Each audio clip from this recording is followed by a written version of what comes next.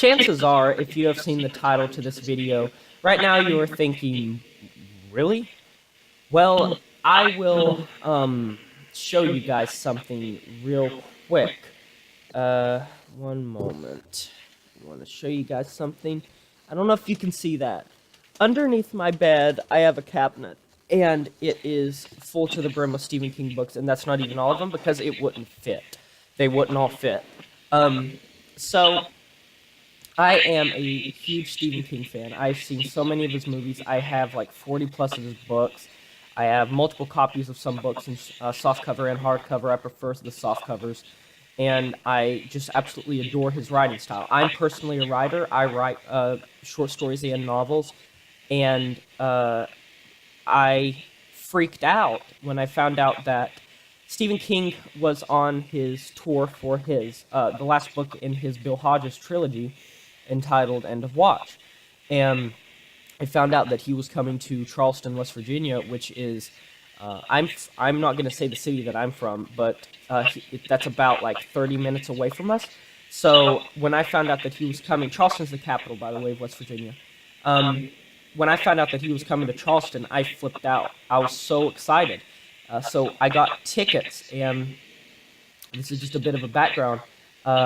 We ended up being upgraded to the front row of the show. And the auditorium was huge. It was like 4,000 or 5,000 people packed in. And I remember when the doors opened, we just like, it was just a single file line of just thousands of people. And the auditorium was just huge. It was so cool. It was like nothing I'd ever seen in my life. And my heart, the whole time I was coming down there, we actually got stuck in traffic, so I kind of got a little stressed out about that. But my heart was beating out of my chest, and I was just so excited. Well, so I got to see Stephen King. It was an awesome event all the way through. I got to listen to him talk about the book. We all got signed not signed copies. We all got first editions of the book, and like 50 of them were signed. I went with my mom, and neither of us got signed copies, unfortunately, but that's fine. We both got first editions, which is awesome. Hold on 1 second.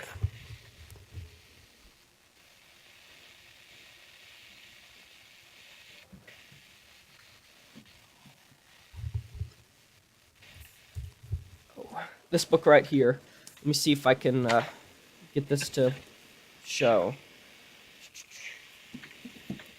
I don't know if this will show up on the camera, but right there it says first edition. So yeah, this is the first edition copy of End of Watch, and we have two. So that's awesome. I have the rest of the series too. But about midway through, he said he was going to do a Q&A session. And it was really weird because most of the time there's like 10 or 15 questions, but for whatever reason there was only about 5 or 6. And one of them was screamed out into the crowd, like they didn't even get to the mic. So I am going to say something that's going to probably make everyone explode, because try to put yourself in my position. A huge Stephen King fan. I was like 14 at the time. This was a couple years ago. This was like 2 or 3 years ago. Put yourself in my shoes. You are a huge Stephen King fan. You have been on edge this entire event because you're so excited. You got stuck in traffic, so you're stressed from that. You are literally seeing your idol just a bit away from your face talking about something that has changed your life forever. And then the people that ran the event set a mic right beside your chair. Oh my God. Okay, so let me do a preface. Let me preface this. I had questions in my mind just in case. I wasn't gonna ask the question because I was just too. I was like really anxious. I had anxiety at the time. I still do, and I was just like, I can't do this. This isn't something that I can personally do. Well, holy shit.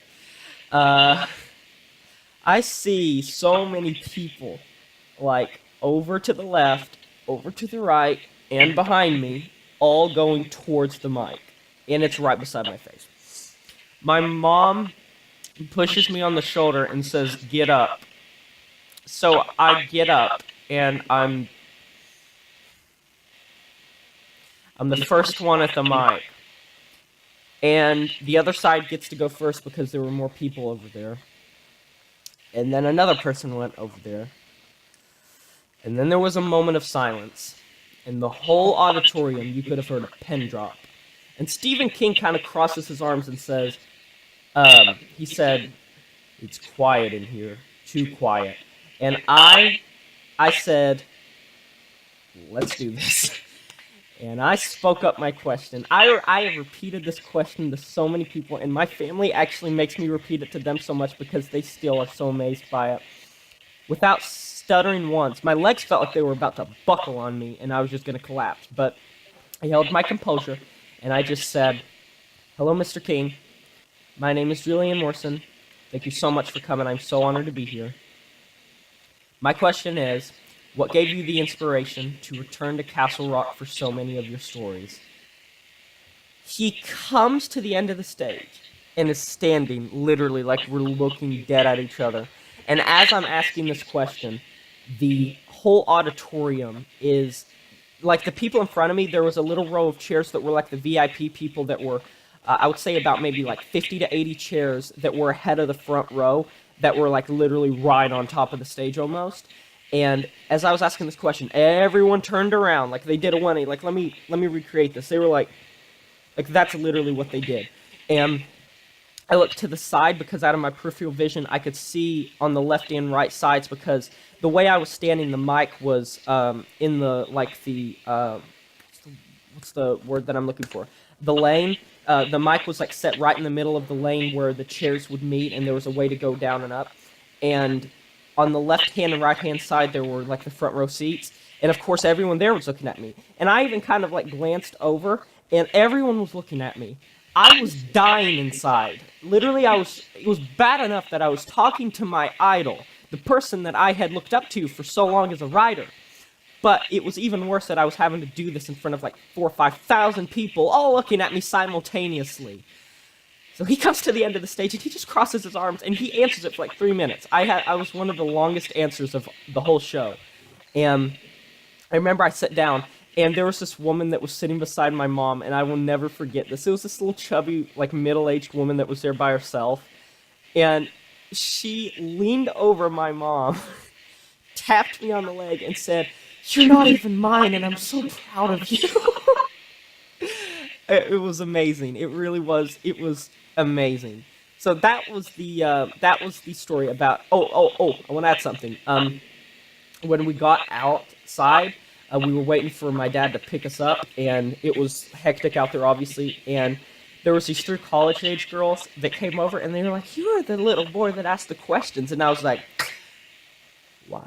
Yes, I was." No, I didn't do that. But it was awesome. It really was. It changed my life forever just to hear him talk, and just to be able to talk to him mano a mano as if it was just on the same playing field. It was amazing. But thank you guys so much for watching. If you enjoyed this video, please give a like. It really helps me out a ton. Subscribe and comment below what your thoughts were. Until then, I'm signing off. This is Jay Morris. Farewell. Stay creepy.